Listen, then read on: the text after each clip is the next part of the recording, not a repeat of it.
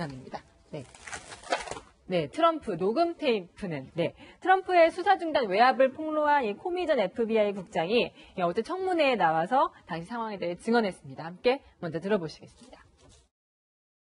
President of the United States, with me alone, saying, "I hope this." I took it as this is what he wants me to do. Now, I didn't obey that, but that's the way I took it. You may have taken it as a direction, but that's not what he said. 어제 이 청문회 내용 간단하게 요약해 주시죠. 일단은 간단하게 요약을 하자면은 코미 전 국장이 트럼프 대통령을 단둘이 만났을 때 이제 러시아 내통 의혹을 받고 있는 플린 전 국가안보 보좌관에 대한 수사를 멈춰달라 이렇게 직접적인 요구를 받았다고 폭로를 한 겁니다. 예. 그러다 보니까 미국 전역에서 이게 어떻게 보면 이게 탄핵의 요건이 되는 사법방해가 아니냐 이런 논란이 굉장히 끌어올리고 있는 상황입니다. 네, 저 부분에 대해서 지금 미국에선 일단 미국보다는 트럼프 대통령의 반응도 궁금하네요. 트럼프 대통령이 참 반응이 좀 재밌었어요. 처음에는 이걸 단순히 이걸 전면 부인한다 저희는 이렇게 생각을 했는데 이 코미 전 FBI 국장의 발언 중에서 자신이 이제 트럼프 대통령에게 당신은 수사 대상이 아닙니다 이렇게 얘기한 걸 인정한 것을 그걸 딱 집었습니다. 그래서 자신이 이번 수사 대상이 아님을 만천하에 공개돼서 매우 기쁘게 생각한다. 이런 반응을 내놨습니다. 좀 뜬금없죠. 좀 뜬금없네요. 왜 그랬을까요? 아무래도 지금 현재 자신이 여기에 자꾸만 깊게 발을 들이는 것 자체가 굉장히 자신에게 손해라고 판단을 하고 있는 겁니다. 그러다 보니까 기자들이 지금 현재 이 러시아 모든 미디어들이 지금 현재 이번 트럼프 대통령의 러시아 연루소에 대해서 굉장히 강하게 지금 의혹 보도를 하고 있는 상황이거든요. 여기에서 해가 강하게 부인을 하고 입장을 내놔봤자 자신한테 결코 유리한 게 없다는 판단한 것으로 보입니다. 네, 이 러시아 선거 개입 관련 의혹 계속 나오고 있었는데요. 트럼프 대통령 과거에 좀 격하게 반응한 적이 있습니다. 함께 보시겠습니다. The right move, or is this part of a witch hunt? The entire thing has been a witch hunt, and there is no collusion between certainly myself and my campaign. But I can always speak for myself and the Russians, zero. I think it divides the country because, believe me, there's no collusion. And also, as you look back... No. Next question. Criminal charges in these investigations or impeachment, as some on the left are implying. I think it's totally ridiculous. Everybody thinks so. No. 이러네요. 지금 현재 트럼프 같은 경우에는 지금 방금 영상에서 보신 것처럼 굉장히 예민하게 반응을 하고 있고요. 언론들이 이거를 제기할 때마다 항상 하는 반응들이 있습니다.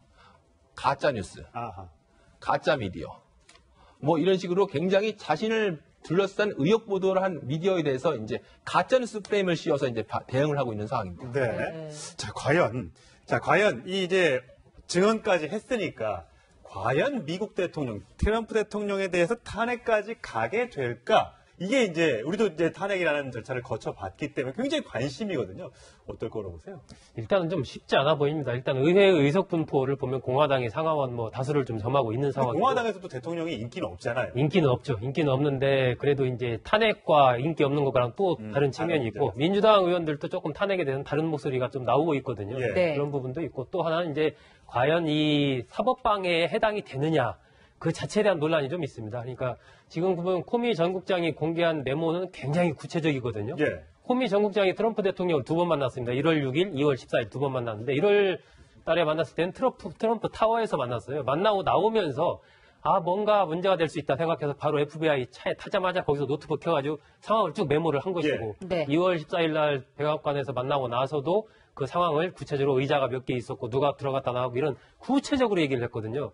그 코미 전 국장의 증언 자체는 상당히 신빙성이 있어 보이는데 어제 이제 그 트럼프 대통령의 그 코미 전 국장과 대화에서 호흡 HOPE라는 단어를 썼어요.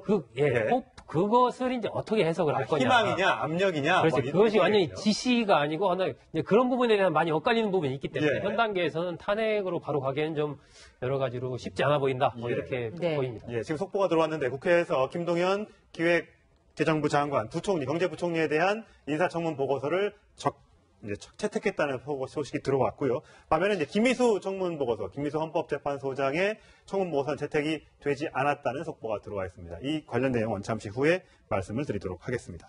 자, 저희가 제목을 녹음 테이프로 달아놨잖아요. 이 녹음 테이프, 우리도 보면 옛날에 과거에 불법 도감청 이런 것들이 많기 때문에 혹시 메모만 있겠느냐, 녹음을 좀 해놨지 않겠느냐라는 사실 궁금증이 있거든요. 그럴 가능성이 있죠. 근데 그걸 이제 누가 내놓느냐가 문제라고 볼 수밖에 없어요. 예. 녹음 테이프를 녹음했을 때 우리나라 같은 경우도 당사자하고 녹음을 안 하게 되면 그건 불법이 되는 거 그렇죠. 아니겠습니까? 예. 법적 처벌을 받게 되기 때문에 어떤 형태로 누가 녹음을 했는지 그건 이제 가능성이니까 우리가 모르지만 예를 들면 지금 전 FBI 국장이 녹음했을 가능성도 있고 뭐 트럼프도 혹시 녹음했을 가능성이 있지 않나 하는 생각은 드는데 뭐 둘 중에 누가 녹음을 했는지는 알 수 없지만 그게 만약에 있다고 하면 증거로서 중요한 역할을 할 수밖에 없는 거죠. 지금 현재 트럼프는 계속 뭐라고 얘기하냐면 그건 아무 증거도 없이 본인이 한 얘기를 어떻게 믿을 수 있냐 이런 얘기예요. 주관적으로 자기가 쓴 거고 본인의 주관적 생각 자체를 증거로 채택하는 것 자체는 문제가 있다고 주장을 하고 있는 상황이기 때문에 저거 녹음 테이프가 있다고 하면 만약에 전 FBI 국장이 그걸 만약에 가지고 있어서 밝히게 되면 그게 증거로 채택돼서 논란이 될 수는 있겠지만 저거는 상당히 좀 여러 가지를 고려해서 판단할 문제라고 생각이 됩니다. 근데 사실 이 녹음 테이프의 발단이 코미가 낸 게 아니에요. 트럼프 대통령이 직접 녹음 테이프 이야기를 직접 꺼냈습니다. 본인이 꺼낸 겁니다. 그럼 본인이 자기가 녹음을 했다는 가능성을 내비쳤다는 거죠. 사실상 저희가 매일 아침마다 저희가 보고 있는 게 이제 트럼프 대통령의 트위터인데 그 트위터에 자기의 이제 감정들을 역없이 막막 쏟아내고 있습니다. 거기에서 그 트위터에서 코미 전 FBI 국장이 이제 진술 이야기가 나오니까 넌 녹음 테이프가 있는지 없는지를 알아봐야 할 거야 라고 이야기를 하면서 이 발단이 된 거거든요. 그러다 보니까 코미 전 국장이 이번 청문회에서도 녹음 테이프 있으면 공개해라 이렇게 얘기하고 있는데 트럼프 입장에서는 지금 분명히 코미 전 국장의 동의를 받지 않고 만일 녹음을 했다면 이건 분명히 불법 도감청입니다. 앞서 닉슨이 어떻게 닉슨이 어떻게 사임을 했습니까? 불법 도감청에다 사임을 했잖아요. 이게 워터게이트로 비화가 됐죠. 지금 이제 약간 사안은 다릅니다만은 그런 전철을 알고 있는 트럼프 입장으로서는 녹음 테이프가 있어도 그걸 공개할 수도 없고 녹음 테이프가 없으면은 자기가 이걸 반박할 수 있는 증거를 내놔야 되는데 반박할 수 있는 증거가 지금 마땅히 있지 않다는 게 딜레마인 거죠. 네, 이렇게 SNS에 자꾸 자기는 불리한 걸 잘 올리니까 어제 청문회 시간에는 보좌진들이 좀 SNS를 못하게 막았다면서요. 어제 재밌는 기사가 하나 있었던 게 뭐였냐면은 어떤 한 스포츠바에서 대형 스크린을 갖다 놨습니다. 이제 갖다 놓은 게 하나는 하나는 코미의 청문회를 보여주는 그 화면이었고 또 하나는 컴퓨터 화면을 띄워놨는데 바로 트럼프의 트위터를 띄워놨어요. 저거. 저기 지금 이제 보시면은 전부 다 술집 이게 현지 시간으로 아침 10시에 시작을 했거든요. 근데 아침부터 이제 술집에 모여가지고 이렇게 생중계를 보는 거군요. 생중계를 보고 있는 겁니다. 근데 메뉴도 참 재밌어요. 이 탄핵이 영어로 임피치먼트인데 임피치민트. 약간 좀 패러디한 거죠. 그리고 트럼프가 말실수한 게 하나 코베페라고 하는 말실수한 게 있는데 코베페 칵테일, 코베페 샌드위치 이렇게 트럼프를 좀 비꼬는 듯한 메뉴들이 다수 등장을 했는데 화제가 됐습니다. 그걸 먹으면서 받아낸 거군요. 그래서 이제 트럼프의 트위터에서 트럼프가 과연 어떤 이야기를 할까가 굉장히 관심이었는데 정작 트럼프는 단 한마디도 꺼내진 않았습니다. 보좌진들의 얘기를 들었나 보군요. 그게 알고 봤더니 보좌진들이 트럼프가 트위터를 할 시간을 주지를 않았답니다. 그만큼 일정을 빡빡하게 준 거죠. 그래서 이 행사를 뛰면은 다른 행사를 뛰고 또 어디 가서 연설을 해야 되고 그러다 보니까 트럼프가 트위터를 할 시간이 없게 만든 거 아니냐 그랬는데 대신 둘째 아들이 트위터를 굉장히 많이 날렸습니다. 가족들끼리 다 저렇게 하는군요. 누구는 또 SNS가 인생의 낭비다라고 얘기했던 축구 감독도 생각이 나는데. 허구선 감독이요? 근데 이게 저는 어제 저걸 보면서 우리나라랑 너무 비슷하지 않아요? 두 가지요. 그러니까 적어도 이제 코미의 이 메모잖아요. 그래가지고 코미는 난 다 자신대로 썼는걸 트럼프는 야 무슨 소리야 내가 그렇게 얘기한 증거 있어? 이겁니다. 우리나라도 사실 박근혜 전 대통령이랑 최순실 게이트 터질 때 가장 큰 역할을 한 게 안종범 수첩입니다. 검찰 쪽은 야 그거 대통령 듣고 나서 다 적은 거니까 맞을 거야라는 거고. 박 전 대통령 쪽은 뭔 소리야 나는 그렇게 얘기한 적 없어요 이겁니다. 그게 하나 있고 또 하나는 이제 어제 아까 처음에 그 코미하고 공화당 의원하고 얘기할 때도 코미는 대통령을 희망한다고 얘기했지만 나는 건 명령으로 받아들였다는 거고. 그리고 공화당 상원이 뭔 소리야 그냥 그 본인의 희망이라며 그게 무슨 명령이라고 얘기합니다. 근데 이 삼성에 대한 것도요. 박 전 대통령 쪽 뭐라고 그러면 나는 국민연금 한번 챙겨보라고 말했어요. 국가 경제를 위해서 이렇게 얘기합니다. 그런데 특검 쪽은 야 그건 압력이지 이렇게 얘기하는 거예요. 그러니까 우리나라랑 지금 미국이랑 상황이 너무 비슷해가지고 근데 미국도 어떻게 저게 전개될지 저는 좀 지켜보고 싶은데 저는 사실 탄핵의 가능성이 조금은 있다고 봐요. 뭐가 나오고 왜 그러냐면은 우리나라랑 다른 게 미국이 내년에 중간선거 있거든요. 중간선거 어떻게 될지 몰라요.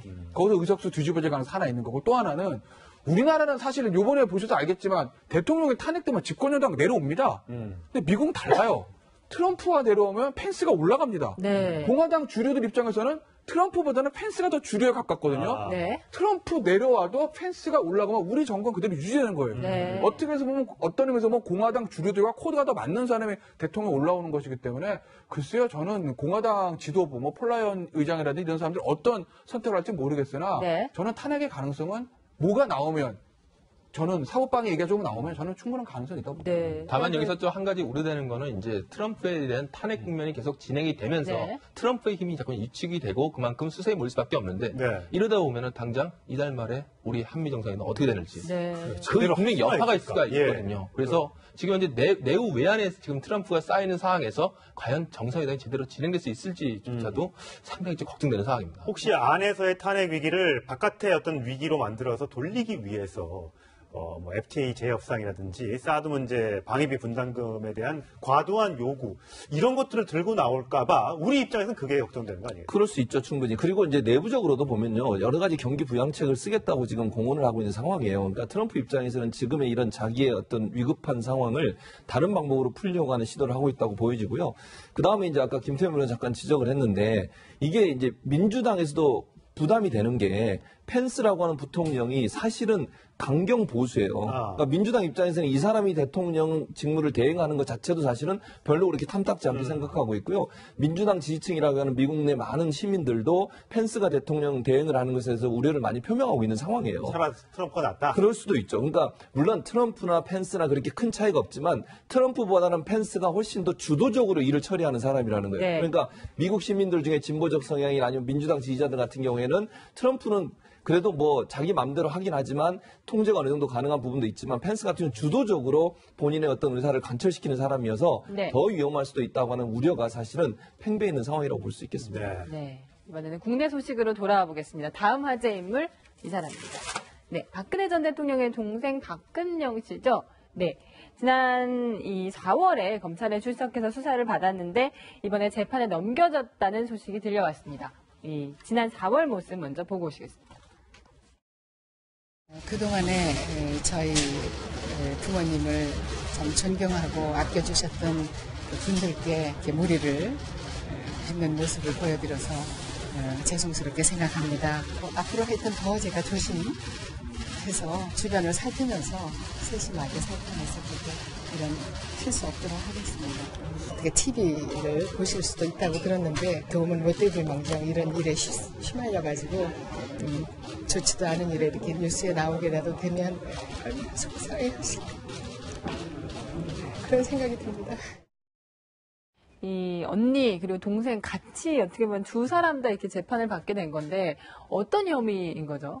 2014년 4월에 있었던 일인데요. 네. 그러니까 한 사회복지법인 운영자 정아무개 씨로부터 박근영 씨가 5천만 원짜리 수표 2장 1억 원을 받은 겁니다. 네. 그러니까 그 사회복지법인과 관련해서 한 공공기관이 추진하는 160억 원대 사업에 뭐 모터펌프 이런 것을 납품할 수 있도록 도와주겠다라는 명목으로 돈을 받았다라는 것이고요. 네. 이에 대해서 이제 박근영 씨 측에서는 뭐 그 당시 좀 생활이 어려워서 알고 지내던 사람으로부터 돈을 좀 빌린 것이고 나중에 다시 갚았다. 네. 그렇게 이제 얘기는 하는데 네. 일단 뭐 검찰 입장에서는 갚든 안 갚든 기본적인 사기 혐의가 좀 있기 때문에 이 부분에 대해서는 어떤 재판을 해야 된다라고 해서 이제 기소를 한 것이죠. 네. 근데 만약에 수표가 건너갔다고 하면 1억 원이나 되는 거액이 건너갔다고 하면 네. 저걸 정말 박근영 씨를 보고 주었을까요? 그러니까 그러니까 우리가 지금 얘기할 때 항상 최순실 씨의 박근혜 대통령이 있기 때문에 줬다라고 뭐든지 지금 나오고 있는 거 아니겠습니까? 그렇죠. 그러니까 이게요. 이것도 마찬가지라는 거 아니에요? 일종의 이거잖아요. 로비스트 역할하는 예. 거예요. 걱정, 나만 믿고 나한테 주면 내가 납품 다 알선해 줄 거야. 이게 로비라거든요. 불법 로비. 그러니까 우리나라에서 불법 로비 처벌하는 법이 그거예요. 변호사법 위반. 근데 그게 진짜 로비를 할 수 있는 사람이면 그거면 되는데 로비 변호사가 하면 되는데. 아니, 변호사가 해도 된다는 게 아니라 알선수재를 변호사법 위반에 한번 해볼까요? 네. 변호사법 위반에 알선수재가 있어서 그래요. 네. 변호사법 위반 알선수재인데 근데 거기다가 능력이 없는 사람이 속된 말로 사기를 쳐서 하면 사기가 같이 걸려요. 이게 아마 후자의 케이스일 거죠. 아마 우리가 몰라서 사건 관계 좀 더 봐야 되겠지만 변호사법 위반하고 사기가 같이 뭐 이렇게 상상적 경험으로 돼 있을 것 같은데 네. 어쨌든 그러니까 검찰의 이 수사 내용은 기소 내용은 그런 거죠. 말씀하신 대로 뒤에 누가 있는지까지 밝혀지지 않았으나 능력도 없는데 속된 말 그래요. 뒤에 누가 없는데 할 수도 없는데, 야, 걱정하지 마. 이식상 씨야, 내가 다 알아. 내가 누구야, 우리 언니한테 이렇게 다 해줄게. 라고 해서 돈을 편취했다라는 것이거든요. 로비를 한 능력도 없는데 하려고 했다. 그래서 이제 사기가 되는 건데, 그런데 이제 박근영 씨 측 얘기는 전혀 다른 거고요. 그런 거죠. 예. 빌렸어. 네. 그러니까 실제로 검찰이 조사를 해보니까 그 사업의 주체 인허권자, 인 지자체 장과 박근영 씨와는 아무런 친분 관계가 없는 거예요. 예. 그러니까 결국 이제 검찰이 판단하기에는 아니 친분 관계가 없는 사람과 어떻게 연결해서 그 사업권을 따게 주겠다는 거냐. 이건 한마디로 사기 아니냐. 네. 뭐 이렇게 이제 해서 기소를 한 거죠. 그렇군요. 네, 어쨌든 박 전 이사장 측에서는 빌린 돈을 갚았다 이렇게 주장을 하고 있는데요. 박 전 이사장의 남편 신동욱 씨의 얘기 들어보시겠습니다. 나는 사기죄라는 건 우리 쪽에서는 그건 받아들일 수가 없습니다. 그 나머지 금액 5,600만 원 아니면 6,500만 원을 되돌려 준 걸로 알고 있고. 네, 신동욱 씨는 당시 생계가 굉장히 어려웠다 이런 얘기를 하기도 했는데요. 그 얘기도 들어보시겠습니다. 한 달 전에 아내가 감찰반 조사를 받았다 했을 때 오히려 나는 한도의 한숨을 쉬었습니다. 나는 박근영이라는 인물이 왜 이렇게밖에 살아갈 수 없었는지에 대해서 알아봐줬으면 좋겠습니다. 과거에 또 박근영 전 이사장은 언니와 유경재단 운영권 등등을 놓고 많이 다퉜었잖아요. 그렇죠. 그때부터 이미 두 자매의 사이가 틀어졌다는 얘기도 있었고 그렇죠. 지금 와서도 이러니까 결국은 박근혜 대통령이 박근영 씨를 만나지도 못하게 하고 그리고 삼성동 자택으로 나왔을 때도 만나지 않았었잖아요. 그렇죠. 참 이 자매는 관계가 회복이 참 되기가 어려운 상황이죠. 사실 유경재단 문제만 해도 엄청나게 논란이 많았었고 또 신동욱 씨와의 결혼도 엄청나게 반대했지 않습니까? 그랬어요. 그래서 네. 박지만 씨 같은 경우는 조카를 낳았을 때 직접 가서 조카도 보고 예. 그랬지만 특히 이제 박근영 씨 같은 경우에는 예전부터 감정이 안 좋았을 뿐만 아니라 신동욱 씨가 또 끼어들면서 거기서 더 안 좋은 감정으로 발전되게 되고 또 박근영 씨나 신동욱 씨가 여러 가지 이제 뭐 사회적으로 논란이 될 만한 발언도 하시고 행동도 하시고 이런 부분들이 박근혜 대통령 입장에서는 부담스러운 부분이 있었을 예. 거예요. 본인이 지난번 최순실 게이트에서 그렇게 얘기했지 않습니까? 가족과의 관계도 끊었다. 그랬죠. 근데 문제는 그렇게 끊었으면 다른 비선도 끊었어야 되는데 최순실이라고 하는 비선을 끊지 못하고 그렇게 한 게 문제가 됐었는데 그렇죠. 그래서 박근영 씨와 박근혜 전 대통령의 관계라고 하는 것은 아주 오랫동안 감정의 골이 깊은 관계라고밖에 볼 수 없는 것이고요. 네. 이제 저분이 하시는 여러 가지 행동들을 보면 그냥 툭툭 던지는 말이 사회적으로 엄청난 파장을 일으키잖아요. 예. 사실은 본인의 언니가 대통령이었다고 하면 더 행실을 조심해야 되거든요. 지금 아까도 말씀하셨지만 돈 빌리는 것도 내가 뭘 해줄 수 있다는 식으로 얘기를 하기 때문에 돈을 예. 빌려주지 않겠습니까? 예. 또 대통령의 동생이라고 하면 그 정도는 할 수 있겠지라고 해서 돈을 주는 거지. 그분이 아무런 권력도 없는데 그런 돈을 줄 이유도 없고요. 그럼 본인이 조심하지 않는 행동 때문에 사실은 박근혜 전 대통령 입장에서는 박근영 씨와의 관계 좀 끊으려고 했을 것 같고 또 거리를 두려는 의지를 갖고 있었을 가능성이 높다고 보여집니다. 예, 하여튼 자매가 재판정에 같은 시간대에 서는 그런 비극이 다시 벌어질까봐 국민들은 또 걱정을 하고 있는 것 같습니다. 다음 인물로 넘어가겠습니다. 다음 인물은 바로 이 사람입니다. 네, 이부진 호텔 신라 사장의 전 남편이죠. 지금 이혼 소송 중인데요. 그 이혼 소송과는 별개로 지금 공무원에게 수억 원대 뇌물을 보낸 혐의를 받고 있다는 새로운 소식이 전해졌어요. 네, 이것도 공교롭게 또 2014년 3월쯤인데 네. 이제 당시 서울시 중구청의 한 팀장에게 이무재 전 이제 신라호텔 고문이죠. 이 네. 고문이 3억 6천만 원을 보낸 사실이 드러나 경찰 수사를 받고 있는 것으로 드러나고 구청 있습니다. 공무원한테 3억 6천만 원을 계좌로 줬다 이런 거잖아요. 자, 3억 6천만 원. 어마어마하게 큰 돈입니다. 이게 뭐 친척, 가족 간에도 3억 6천만 원을 대여해 준다거나 이런 건 어려울 텐데 일단은 본인들은 대여라고 하는 거 아니겠습니까? 저게 이제 드러난 과정이 이무재 그 전 부사장 쪽에 드러난 게 아니고요. 예. 서울시에서 감사를 했습니다. 근데 이 팀장 그 계좌에 거액이 들어있는 거예요. 당신 이거 뭐야? 딱 보니까 이무재 전 고문이 부사장이 보냈어요. 네. 아, 내가 이무재 씨랑 원래 친구니 제가 빌린 겁니다. 이렇게 네. 된 거예요. 근데 이제 서울시에서 감사를 했을 때 아니 이게 두 사람이 그렇게 빌릴 만한 어떤 그런 친목이 없다고 본 거죠. 예. 그래서 이제 이무재 지금 나오는 저 얘기입니다. 팀장. 집 사는데 돈이 모자라서 이무재 군에서 빌렸다. 그러는데 서울시는 그렇게 안 본 겁니다. 이건 다른 대가성 있는 뇌물일 것이다. 이렇게 본 거죠. 예. 아직까지 그 사실과 완전히 다 수사를 통해 밝혀진 건 아니고요. 현재 예. 상황이 그렇다는 거예요. 일단 지금 경찰에서 보고 있는 거는 이 신라 호텔이 원래 전통 호텔을 지으려고 했잖아요. 여기에 관련된 뇌물이 아닌가 이렇게 보고 있다면서요. 그렇게 지금 의심을 하고 있죠. 네. 그 당시에 이제 이부진 호텔신라 사장과 이혼 소송 시작하기 직전 아닙니까? 예. 시기가 물론 그런 시기이긴 하지만 이 신라 호텔 측에서 그 옆에다 이제 전통 호텔을 건축하기 위해서 여러 가지 시도를 계속 하고 있던 그런 부분과 관련이 있는 것 아니냐. 왜냐하면 이 중구청의 공무원 팀장이 이 도심재생과 쪽인데 그쪽에서 여러 가지 그러한 도시관리 계획 이런 것과 좀 관련이 있는 것 아니냐 예. 이런 의심을 하고 있는 것이죠. 물론 중구청 쪽에서는 그건 아무 관련이 없다. 호텔 예. 설립 이런 거랑은 우리 팀에서 하고 있는 역할과 관련이 없다라고 하지만 이 경찰 쪽에서는 큰 틀에서 봤을 때 뭐 그 인허가 문제 포함해서 전체적인 향후의 관리라든지 이런 것과 관련이 있다라고 이제 그렇게 보고 있는 것이죠. 이제 빌린 돈이라면 빌려줬다가 이제 갚은 흔적이 있어야 되는데 그게 이제 없다는 거. 그런데 이게 빌려줬다면 과연 구청 공무원한테 그 삼성전기의 부사장이 어떻게 그 대기업에 임원하고 친했는지 그것도 아직 나오지 않은 데다가 좀 뭔가 좀 석연치 않다는 느낌은 좀 들어요. 뭔가 제가 드러난 건 없지만. 그렇죠. 아까 그런 측면 때문에 이제 서울시에서 그렇게 본 걸 거예요. 당신이 뭔데 저 이무재라는 사람이 당신한테 3억 6천이니까 빌려줘. 그 정도로 친해? 이거라는 거거든요. 그러니까 이게 뭐 대가성 있는 뇌물이 아닐 거냐 이런 얘기를. 근데 뇌물을 그거 계좌로 주냔 말이에요. 그러니까요. 예. 그 뇌물을 현금 딱 만들어가지고 5만 원짜리 이렇게 딱 해가지고 샥 이렇게 하지. 박스에 주든지. 이렇게 은행 가가지고 인터넷 뺏기고 3억 6천 샥 쏘는 사람이 어딨어요? 다 드러나는데. 네. 그러니까 그게 아니라는 거 하나 있고 아까 이제 그 호텔신라 쪽 해명 보면은 그럴 상황도 아니고 그럴 위치도 아니었다라는 거예요. 예. 그럴 위치는 당연히 아니죠. 호텔신라 관련도 없으니까. 네. 그런 상황이라는 것도 그때가 이혼 소송하기 바로 직전이거든요. 근데 이혼 소송하기 직전에 부부가 사이가 좋겠어요? 나쁘겠어요? 좋지는 않겠죠. 당연히 그런 거 네. 아니겠습니까? 그런데 이무재 부사장한테 당신이 중구청 공무원 아니까 이걸 갖다가 뇌물 준다 이렇게 한다?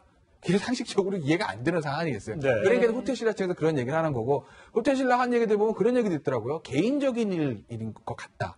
모르겠으나 이무재 전 부사장과 저기 그 팀장 사이에서 어떤 개인적인 거래, 그게 빌린 거든 개인적인 민원 그런 문제지 네. 우리나라는 연관시키지 말라라는 건데 저도 그쪽에 맞는 것 같아요. 개인적인 뭐 어떤 개인적인 부탁을 위해서. 아까 그거 부탁이라는 것보다 빌려줬는지 개인적인 부탁인지 어쨌든 두 사람의 개인적인 거래지 이 뇌물을 말씀하신 대로 이걸 계좌로 싹 쏴주면서 하는데 네, 이게 뭔가 그런 부분은 그 김 변호사 말이 좀 일리가 있어 보여요. 그러니까 예. 일단 계좌로 거액을 쐈다는 것 자체가 잘 이해가 안 되지 않습니까? 예. 그런 것은 사안 자체가 신라 호텔이나 이쪽보다는 다른 쪽일 가능성이 높다라고 보여지고 예. 이 받는 쪽에서는 예를 들면은 알 거 아닙니까? 존재가 누군지 그렇죠. 이 사람의 존재에 대해서 안단 말이에요. 예. 그러면 저 사람이 보내주는 돈은 내가 받아도 큰 탈이 없겠구나라고 판단을 했으니까 아마 계좌로 받았을 것 예. 같거든요. 네. 그러면은 저런 부분이 어떤 인허가 문제라면은 저렇게 받지는 않았겠죠. 예를 들면 예. 받는다고 해도 그러니까 뭐 다른 사안이 있는 것 같습니다. 일단 검찰이 조사를 하고 있으니까 이건 이제 법원 등등에서 이제 밝혀지도록 하면 될 것 같습니다. 네, 그런가 하면은 다음 화제 인물은 바로 이 사람입니다. 네, 유병원 전 세무그룹 회장의 장녀 유섬나 씨인데요. 구속영장이 청구가 됐습니다. 그런데 유섬나 씨가 지난번에 한국에 도착했을 때 어떻게 얘기했었는지 먼저 보고 오시겠습니다. 터무니없는 얘기고요. 저는 평생 동안 일을 하며 살았고 일한 대가로 보수를 받은 것 이외에는 아무것도 횡령하거나 배임한 적은 없습니다. 여기서 492억 원이 혐의라고 했었는데 이 혐의 액수가 훨씬 줄었다면서요? 그렇죠. 이게 바로 범죄 인도 조약의 조약 때문에 그런 건데요. 네. 프랑스하고 이제 범죄 인도 조약을 통해서 들어왔지 않습니까? 범죄인 인도 조약을 통해서 프랑스에 이 사람을 인도해 달라고 요청하면서 썼던 금액. 그 금액이 여기 나와 있는 다판닥의 컨설팅 목록으로 받은 48억 원이었어요. 48억 원인데 이 중에 2억 원은 또 그 기간이 지나버렸어요. 그러니까 그거를 기소를 할 수 없는 상황이 돼요.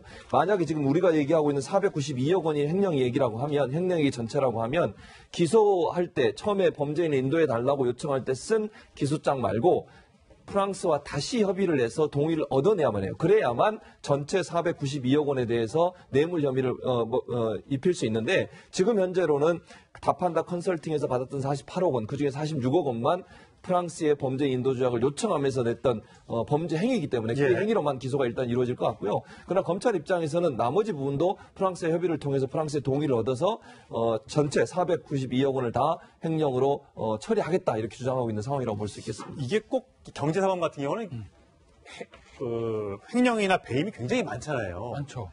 뭐 누구 말로는 뭐 코에 걸면 코걸이고 귀 걸면 귀걸이다. 배임죄가 특히 그렇다라고 얘기하는데 배임죄는 그런 측면이 있어요. 자칫 이게 정말 이거 43억도 적은데 여기서 혹시 잘못해서 기소가 잘못됐거나 이래서 법원에서 혹시 이게 무혐의나 무죄가 나오면 어떡할까 걱정이 또 되는데 어떨까요? 글쎄 뭐 검찰의 수사라고 믿어봐야 되지 않겠어요. 지금 이제 보시는 것처럼 체포영장 적시된 거 협의 필요 있는 저 부분이 저게 사실은 예전에 우리 유병헌 때 방송에서 항상 문제가 됐던 것이거든요.